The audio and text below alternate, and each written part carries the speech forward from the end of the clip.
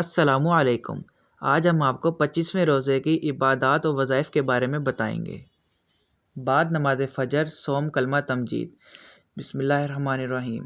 سبحان اللہ والحمد للہ ولا الہ الا اللہ واللہ اکبر ولا حول ولا قوۃ الا باللہ العلی العظیم 40 مرتبہ پڑھیں۔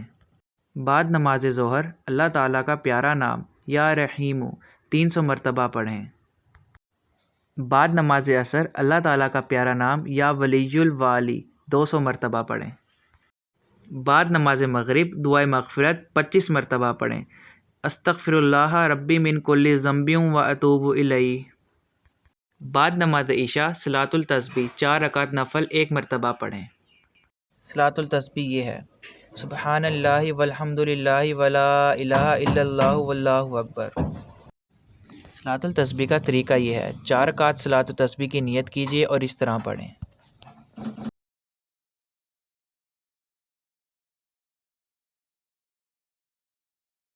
اس کے بعد پنجم کلمہ استغفار 300 مرتبہ پڑھیں۔ استغفر اللہ ربی من کل ذنب اذنبتہ عمدا او خطأ سرا او علانیۃ واتوب الیہ من الذنب الذی اعلم ومن الذنب الذی لا اعلم انک انت علام الغیوب وستار العیوب وغفار الذنوب ولا حول ولا قوۃ الا باللہ العلی العظیم۔ دعاؤں کی درخواست۔